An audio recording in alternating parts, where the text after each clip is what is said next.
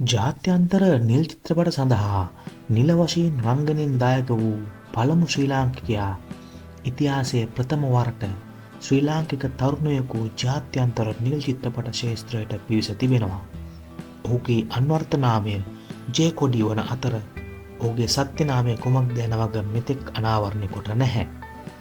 ඇමරිකාවේ ෆ්ලොරිඩා ප්‍රාන්තයේ මියාමිහි පදිංචි ඔහු මේ වනවිට නිල් චිත්‍රපට 30කට ආසන්න ප්‍රමාණයකට රංගනයෙන් දායකත්වය ලබා තිබෙනවා. ලොව පුරා ජනප්‍රිය නිල් චිත්‍රපට වෙබ් අඩවි පවත්වාගෙන යන සමාගම් රැසක් සමග ඔහු කටයුතු කර තිබෙන බවයි දැක්වෙන්නේ. කිසිදු ශ්‍රී ලාංකිකයෙකු මේ දක්වා මෙවැනි නිල් චිත්‍රපට සමාගම් සමග එක්ව නිරූපණයෙන් හෝ රංගනයෙන් දායක වී නැහැ. ජේ කොඩි මේ වන විට ඇමරිකාව සහ කැනඩාව යන රටවල් දෙකේම සිය රංගන කටයුතු සිදු කරගෙන යනවා.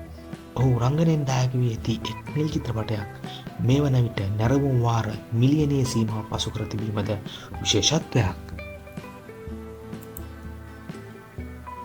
ජේ කොඩිගේ උපන්දිනය 1994 අගෝස්තු 9 ඔහු උපත ලබා තිබෙන්නේ ශ්‍රී ලංකාවේ කොළඹ.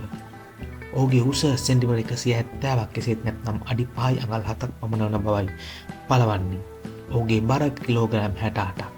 එමෙන්ම නිල් චිත්‍රපට අධ්‍යක්ෂකවරු විසින් පවසා තිබෙන්නේ මෙම කඩවසම් ආසියාතිකයා ඉතාමත් දක්ෂ ලෙස නිල් චිත්‍රපට රංගනයේ යෙදෙන සිටින බවයි.